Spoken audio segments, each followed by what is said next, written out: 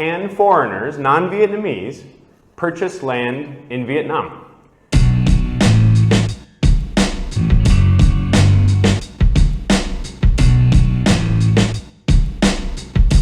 Hello, everybody.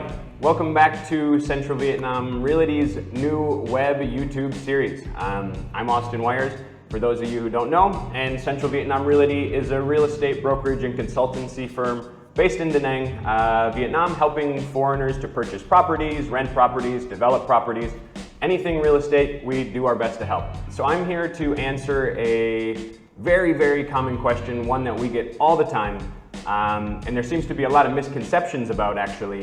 The question being, can foreigners, non-Vietnamese, purchase land in Vietnam?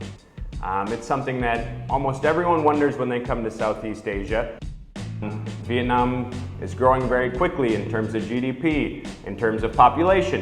There's all these awesome stories of land prices, skyrocketing in certain areas in new developments. So people see it as a great opportunity, right? I'm here to tell you today that the answer is generally no. But there are opportunities and ways to make it possible. All the land in Vietnam is owned by the Vietnamese people and is governed by the Vietnamese government. There is essentially no right for a non-Vietnamese, a foreigner, to own land in Vietnam. There are options for foreigners to lease land, 50 years, 70 years, 99 years, directly from the government. This is really, really popular in the industrial zones, in the development space, in any kind of large-scale development, hospitality, office space, retail space, where foreign investors want to start a project in Vietnam, but they don't have the rights to the land.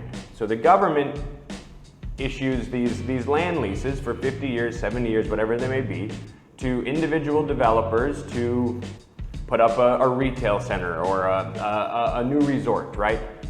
This is the most common, the most straightforward type of land ownership for foreign individuals or foreign entities. But it is not the freehold ownership that a lot of people come to expect. Generally in Southeast Asia, as a non-native, you cannot get freehold property, really with the exception of Malaysia. But still nuances in that as well. In general, what is possible for foreigners to purchase or foreigners not to purchase comes back to the real estate law of 2015. Just to kind of give you a brief overview of this new law, the real estate law of 2015 was the first law that introduced property ownership for non-Vietnamese in Vietnam. And it regulates the ownership for non-Vietnamese to approved residential projects or products, right? This essentially means something that the government has looked at, reviewed, and said, okay, we agree to sell. This project has the right to sell to foreigners on these 50-year termed ownerships. At the moment, well, the last 7 years since this law has been instated, the only thing that has really been approved for foreigners to purchase is condo buildings, villas in like resort-style complexes, along golf courses, or in kind of eco-tourism models, right, across the country. Right, so now I said villas in resorts or golf courses or tourist products, right? How can you own the villa if you can't own the land? Well, you actually are not purchasing the land in these situations. You are just purchasing the structure, the villa, on the land, and the developer, whoever they may be, local or international, maintains the right to the land underneath your villa. What you do get is a long-term lease to have access to that land, to use that land, to even to resell that land as a part of the property itself, but you do not have, at the end of the day, a pink book, a title, which includes the land in your foreign ownership. So just because there is no fully legal way to purchase landed properties in Vietnam if you're a foreigner, doesn't mean there aren't loopholes and other opportunities to do so. The most common way that foreigners purchase land here is to use a nominee.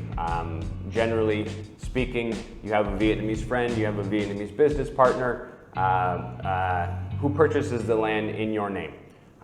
This is not something we personally recommend here at CVR. There are quite often horror stories of business partners disappearing or friends no longer becoming friends, but there are also success stories. That's up for you to decide as an investor. What is your risk-reward level? And new solution that has come to the market in the last few years is a startup in Vietnam that is offering this nominee structure. So you can pay them a monthly fee and you can use their name on the title. They can hold the property for you and you have all the benefits of the rental income, the profits from the sale. They will even co-invest with you if you don't have all the money. This is something that isn't for everyone, but it's a step in the right direction for foreigners to be able to purchase land in Vietnam with a little bit more security than just trusting a friend. And we're happy to do introductions. If you need one, let me know. I'm happy to put you in contact with these guys.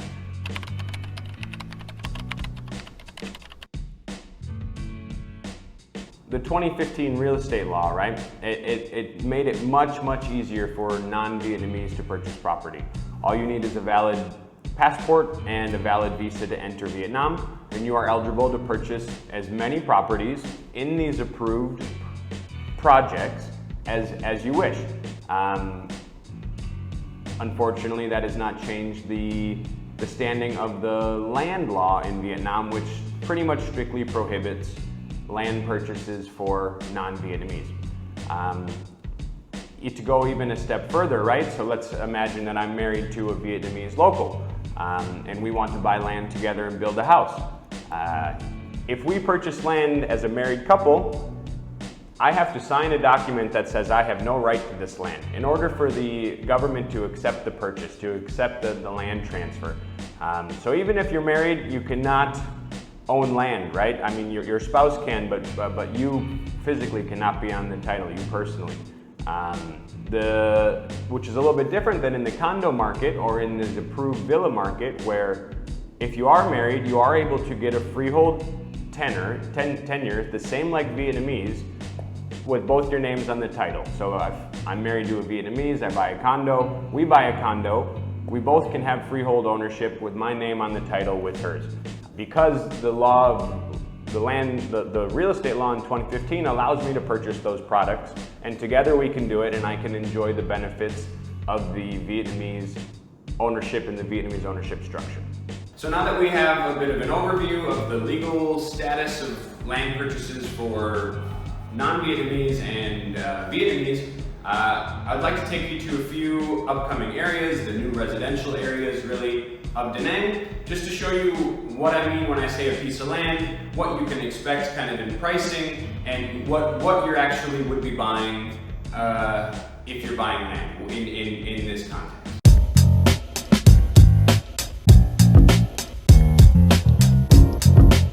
So first I wanted to take you to a brand new residential zone just south of Danang called the area is called Minh Mang, also the name of the developer. The developer here has put in all the infrastructure on these vacant land. They've added the roads, the sewage, the electricity, everything, and then they've lotted these lands up to be sold to individual investors. You'll see here some people have purchased and built houses, or more construction coming up behind me. The land in this area now is about 30 million Vietnam dong per square meter, making this 100 square meter plot about 3 billion or about 120,000 US. We are 8 minutes from the city, 8 minutes from the ocean, and what will become in the next 5 or 10 years a quite nice residential area because of the proximity to the city. There's a lot of things that are important to look at when you're purchasing land, especially for Vietnamese investors. The direction that your land faces, the size of the road, if you are on an intersection or not, if you have a sewer point, all of these are things that affect the Vietnamese buyer's mindset when purchasing land, and I haven't even scratched the surface. Those are just what I'm familiar with. So these are the type of new residential areas that are coming up outside of Danang, and they're expanding all the way south to Hoi An as well, north to Hue, and this is what they look like a few years after completion, before they become a lively, energetic, fully functioning neighborhood.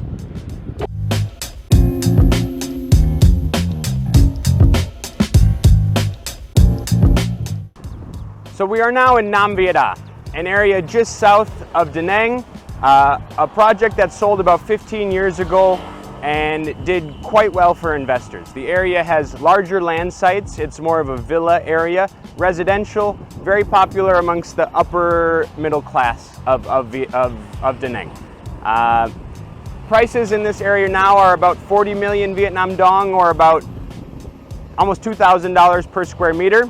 Behind me we have a land site that's about 300 square meters, so you know you're looking at almost $500,000. We are on the riverfront in Danang, a beautiful site for a small family to build a home, have a garden. This area has become quite popular for that. Initially, the developer sold these land sites in about 2008, 2009, and the price was 4 million per square meter. So it's an excellent example of choosing the right land in a good area close to the city coming up. And in 10 years, these investors are looking at 10x or more in returns.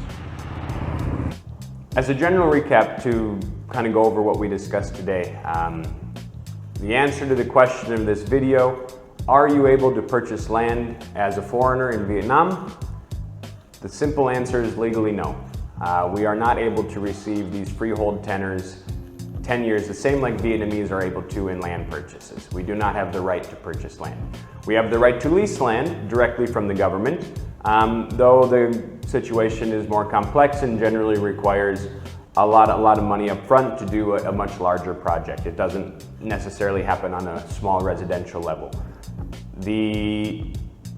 That being said, there are opportunities and ways around this depending on your risk appetite and depending on how badly you want to own land in Vietnam.